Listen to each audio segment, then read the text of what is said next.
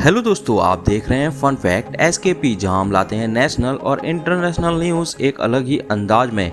आज की बड़ी खबर है, इंडिया और कनाडा के बीच एक नया डिप्लोमेटिक चैप्टर शुरू होने वाला है और साथ ही G7 समिट के जॉ ड्रॉपिंग अपडेट्स। तो रेडी हो जाइए, चलो शुरू करते हैं। उससे पहले अगर वीडियो पहली बार देख रहे हैं तो प्लीज आपसे रिक्वेस्ट है, चैनल को सब्सक्राइब करें, वीडियो को लाइक करें, बेल आइकन को दबा लें। दोस्तों, एक बड़ा डिप्लोमेटिक ट्विस्ट, इंडिया और कनाडा ने 2023 के बाद पहली बार नए हाई कमिश्नर्स अपॉइंट्स करने का फैसला ले लिया है। ये एक बड़ा कदम है दोनों देशों के बीच ठंडी पड़ी रिलेशंस को गर्म करने का। याद है 2023 का वो कंट्रोवर्सी, कनाडा ने इंडिया पर इल्जाम लगाया था खालिस्तान एक्टिविस्ट हरदीप सिंह निज्जर की हत्या में इन्वॉल्वमेंट का, जो कनाडा के सिटीजन था, और इंडिया ने उसे टेररिस्ट डिक्लेयर किया था। इससे दोनों देश के रिलेशंस में काफी खटपट हुई थी। अब कट तो 16 जून 2025 को कनास्किस कनाडा G7 समिट के दौरान पीएम नरेंद्र मोदी और कनाडा के पीएम मार्क कैनरी ने एक ब्लॉकबस्टर बायलैटरल मीटिंग की, जिसमें रिलेशंस को रीस्टार्ट करने का प्लान बन गया है। दोनों लीडर्स ने क्या कहा है, mutual respect, rules of law और सॉवर्जिनिटी को प्रायोरिटी देने की बात की गई है। प्लस सिटीजन्स और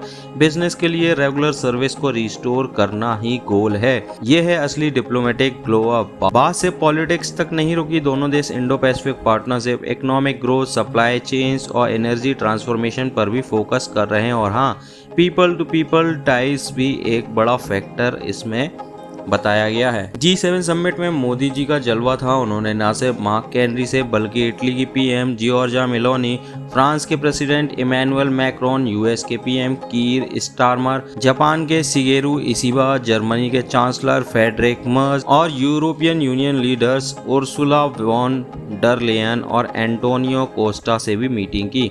कनाडा के पीएम मार्क कैनरी ने मोदी जी का किया ग्रैंड वेलकम, एकदम गर्मजोशी से मिले और टॉक के लिए पॉजिटिव वाइब भी सेट की। ये मोमेंट्स था पूरे देश ही स्वैग वाला।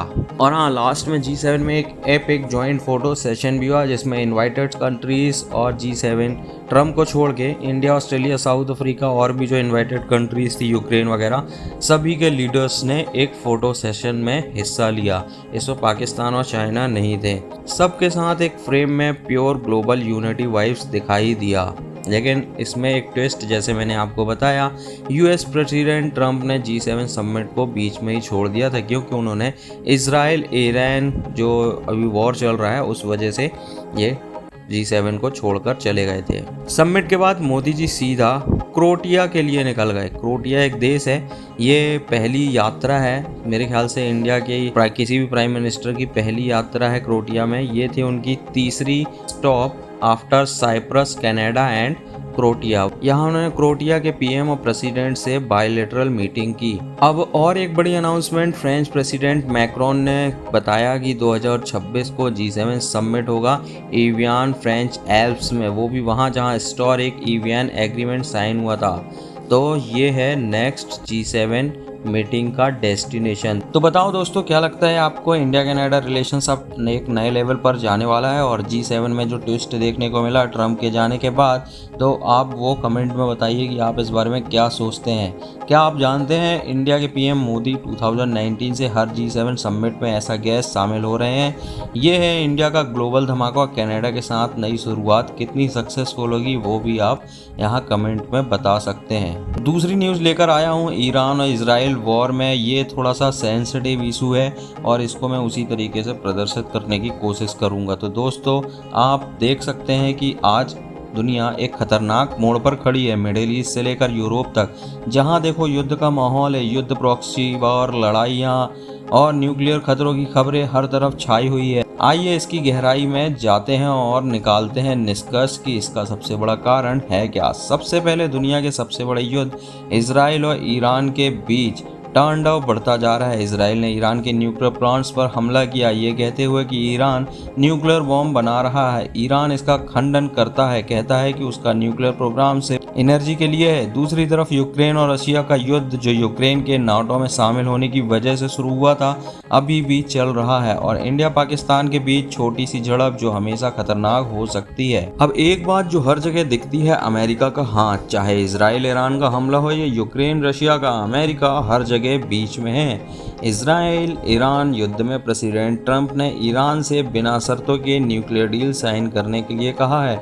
अगर ईरान ना माने तो इजराइल के जरिए हमला करवाया जा रहा है, लेकिन सवाल ये है अमेरिका को ये हक किसने दिया कि कौन न्यूक्लियर पावर बन सकता है और कौन नहीं। जब अमेरिका ने हिरोशिमा और नागासाकी पर एटम बम गिराया था तब उसने ये क्यों नहीं सोचा था आज दूसरे देश पर दबाव डालकर अमेरिका अपना डर बनाए रखना चाहता है। ईरान के सुप्रीम लीडर ने इजराइल के हमलों को युद्ध की घोषणा कहा है और लड़ने का ऐलान कर दिया है।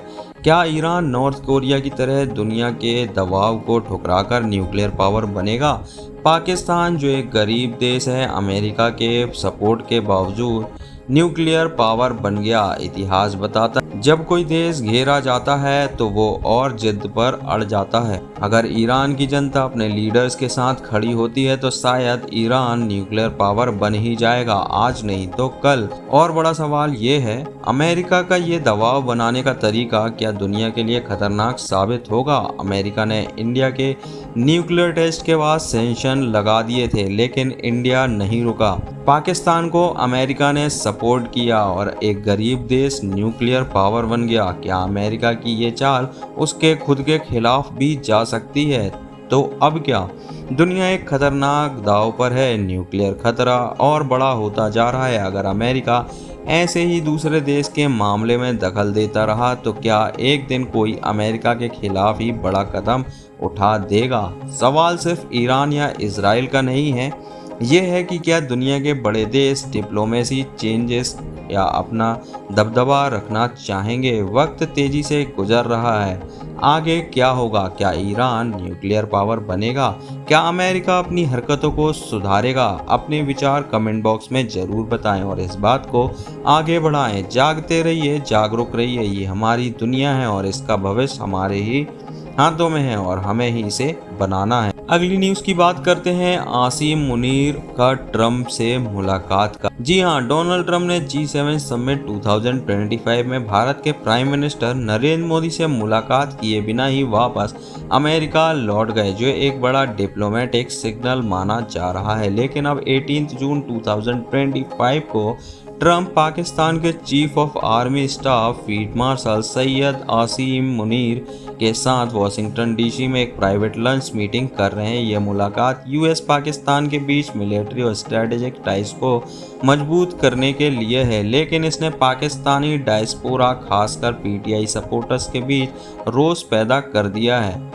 आसिम मुनीर 5 दिन के ऑफिशियल दौरे पर अमेरिका में हैं, जहां उन्होंने यूएस नेशनल डिफेंस यूनिवर्सिटी में एक की नोट एड्रेस किया, जिसमें पाकिस्तान के काउंटर टेररिज्म स्ट्रेटेजी और मिलिट्री डॉक्ट्रिन पर बात की। ये दौरा सीनियर अमेरिकन मिलिट्री लीडरशिप के इनविटेशन पर है, जो यूएस पाकिस्तान रिलेशंस में एक नई शुरुआत का संकेत देता है, खासकर जब पाकिस्तान चाइना के करीब जा रहा था। मुनीर को पाकिस्तानी डायस्पोरा खासकर पीटीआई के सपोर्टर्स ने अमेरिका में खूब ट्रोल किया।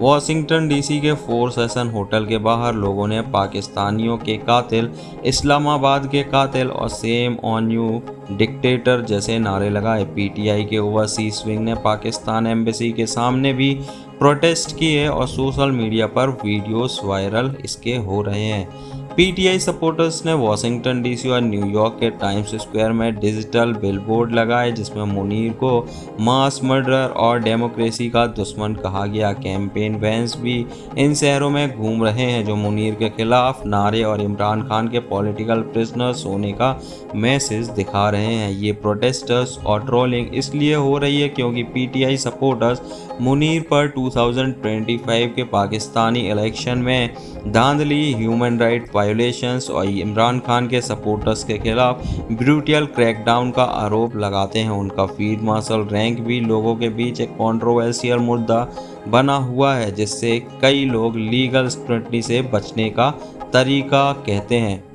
मुनीर की ट्रंप से मुलाकात का एक बड़ा संदर्भ है पाकिस्तान का ईरान के प्रति वोकल सपोर्ट, जो ट्रंप के एंटी ईरान स्टैंस के खिलाफ है। सोशल मीडिया पर कुछ लोग ये भी स्पेकुलेट कर रहे हैं कि मुनीर शायद यूएस और इजराइल के साथ अलाइन होने के लिए ईरान के खिलाफ डील कर रहे हैं, जो पाकिस्तानी आवाम के लिए एक और गुस्से का कारण बन रहा है। डोनाल्ड ट्रंप अमेरिका का विजन, अमेरिका को make America great America again के नारे के तहत दोबारा दुनिया के सबसे शक्तिशाली और डोमिनेंट देश बनाना चाहते हैं। वो global leader, economic self reliance और स्ट्रॉन्ग मिलिट्री पावर पर जोर देते हैं। उनका मुनीर से मिलना इस बात का संकेत है कि वो साउथ एशिया में यूएस के स्ट्रेटेजिक इंटरेस्ट जैसे काउंटर टेररिज्म और चाइना के खिलाफ बैलेंस को मजबूत करना चाहते हैं। ट्रंप चाहते हैं कि अमेरिका अपनी फॉरेन पॉलिसी में अपने इंटरेस्ट को पहले रखे, चाहे इसके लिए कंट्रोवर्शियल लीडर्स से भी मिलना पड़े। अगर भारत की करें बात, तो भारत इसको किस नज़रिए से देखता है? ट्रंप का मोदी से G7 समिट में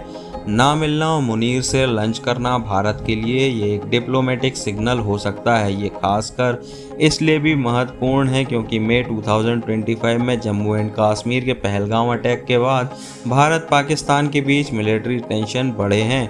ट्रंप का कश्मीर इशू पर मीडिएशन ऑफर, जिसे भारत हमेशा रिजेक्ट करता है, भी इस मुद्दे के बाद डिसीजंस का हिस्सा बन सकता है। दोस्तों, अभी वीडियो बनाते बनाते एक न्यूज़ और निकल कर आ रही है कि ट्रंप ने मोदी से फ़ोन पर बात की है। जी हाँ, 35 मिनट तक दोनों के बीच टेलीफोन एक बात की गई है।